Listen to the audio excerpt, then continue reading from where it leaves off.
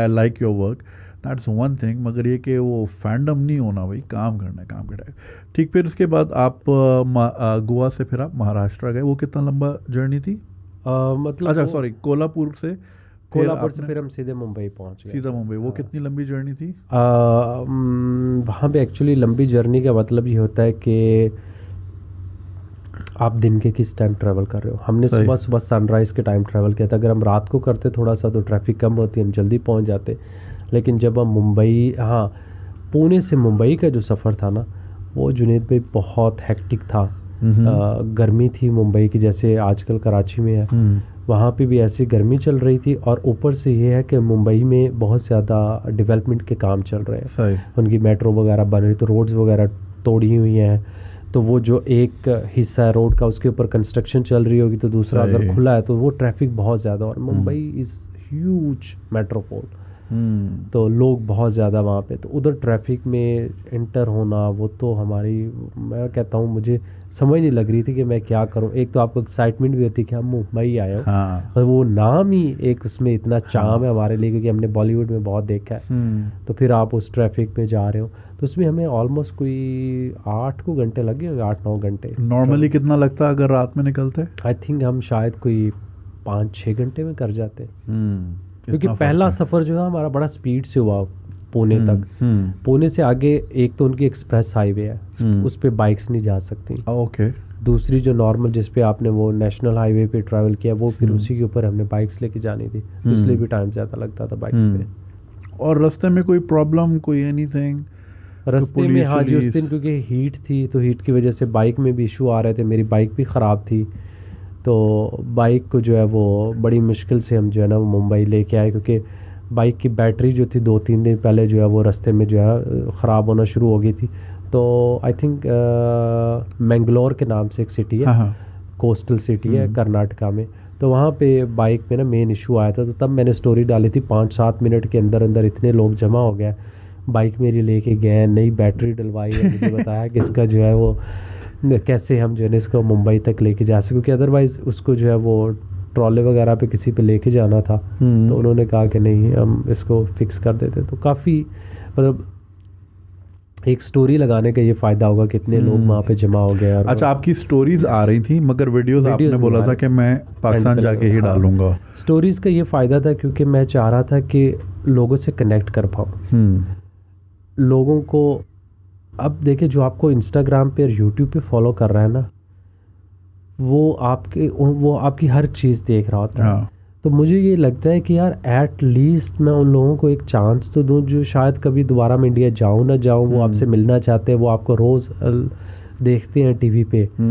तो मैंने कहा कि स्टोरीज़ लगाता हूँ, जो देख के वहाँ पहुँच जाएगा तो उससे मैं ज़रूर मिलूँगा। फिर मैं वहाँ पे रास्ते में, पूरे रास्ते जहाँ जहाँ से मैं गुज़रता था, तो मैं स्टोरीज़ लगा देता था। और अक्सर ये होता था कि जब आप स्टोरीज़ अपलोड करते थे तो लोग देखते थे कि अच्छा अबरार अभी मुंबई में है, यहाँ से इधर जा रहे हैं, ये सफ़र इतने घंटे का है, तो 2 घंटे बाद, हाँ 2 घंटे बाद कहाँ पे होंगे, हम वहाँ पे खड़े होकर इंतज़ार करते हैं। 4 घंटे बाद, अब होता ये था कि 2 घंटे बाद मैंने पहले लोगों से मिला, उनके साथ खाना शाना खाया, चाय कॉफ़ी पी, 1 घंटा उनके साथ, अगलों की कैलकुलेशन सारी ख़राब हो गई, लेकिन वो फिर भी बेचारे इंतज़ार कर रहे होते थे। क्या बात है। तो आपने इस तरह के छोटे छोटे एब्रप्ट मीटअप्स भी बहुत सारे किए? सारे एब्रप्ट मीटअप सिवाय एक दिल्ली के, क्योंकि मेरे पास परमिशन नहीं थी इंडिया में मीटअप्स की। तो परमिशन, और अब जब फॉर एग्जांपल आप एक दिन पहले रखना चाहते हैं मीटअप, बताते हैं लोगों को कि यार कल मेरा मीटअप है, तो यू नो कि लोग आएंगे, और उसके लिए फिर आपको जगह चाहिए, प्रॉपर परमिशन चाहिए, वो मेरे पास थी नहीं। तो मैं ये करता था 1-2 घंटे, जब छोटी सिटी हो तो 2-3 घंटे पहले लगा देता था स्टोरी, बड़ी सिटी हो तो 1 घंटा, क्योंकि 1 घंटे में वो इतना क्राउड जमा हो जाता था कि आप उनसे बड़ी मुश्किल से मिल पाते थे। मुंबई में यही हुआ था, मतलब 1 घंटे में इतना क्राउड सर जमा हो गया। और मैंने ये फर्स्ट टाइम एक्सपीरियंस किया कि यार मुंबई वाले आपसे कितना प्यार करते हैं।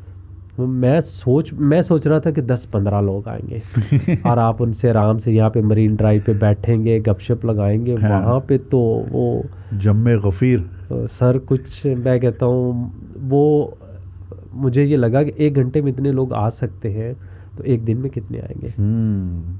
तो कभी ऐसा हुआ कि लाइक मीटअप चल रहा है एंड देन लाइक पुलिस आ गई या कुछ ऐसा कि मतलब ऐसी पूछताछ के लिए कि क्या नहीं, चल रहा है मुंबई यहाँ पे? वाले में मुझे खुद डर लग गया था, हाँ। क्योंकि वहाँ पे क्राउड ज़्यादा जमा हो रहा था, शोर हो रहा था, एक्साइटेड था क्राउड आपसे मिलने के लिए। तो वो मुझे लग गया था कि अभी रोड यहाँ पे कहीं मरीन ड्राइव की ना ब्लॉक हो जाए तो फिर बड़ा मसला हो जाएगा।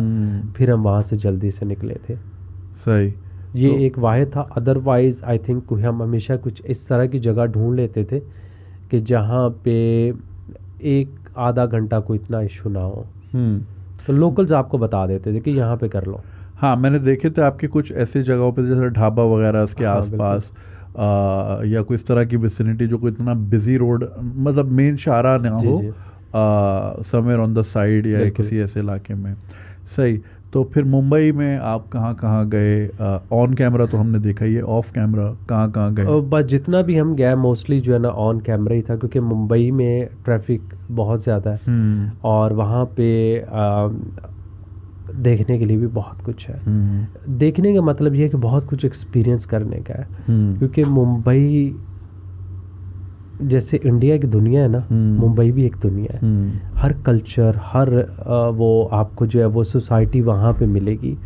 बहुत डिफरेंट जो है वो ज़बान में बोलने वाले, वो पूरी दुनिया से लोग जो है वहाँ पे आए हुए हैं। बिफोर पार्टीशन इवन आपको वहाँ पे मिलेंगे। तो मुंबई में हम ये था कि 2 दिन रुके, तो मुझे ये लगा कि यहाँ पे अनलेस कि मेरे पास बहुत ज़्यादा टाइम हो फिर तो मैं रुकूं, लेकिन 1-2 दिन और रुकने का फ़ायदा नहीं है। क्योंकि होता ये था कि हम ट्रैफिक में आधा दिन हमारा गुजर जाता था। तो मुझे ये लगता है कि अगर ये 3-4 साल तक जब तक उनके ये मेट्रो के और बाकी रोड्स के जो चल रहे हैं ना प्रोजेक्ट वो नहीं कंप्लीट होते, तब तक शायद वहाँ पे रश जो है वो ज़्यादा रहेगा। फिर उसके बाद हो सकता है कि बहुत हालात बेहतर हो जाए। कोई आपको शिल्पा शेट्टी या कतरीना नहीं दिखी? नहीं, कुछ भी। मैं तो शाहरुख खान साहब के घर के बाहर ही गया था। तो वहाँ पे एक्चुअली मुझे एहसास हुआ कि लोग कितने फ़ैन है शाहरुख साहब। 42-43 डिग्री था मुंबई में और उसके घर के सामने एटलीस्ट कुछ 100 लोग होंगे ज़रूर।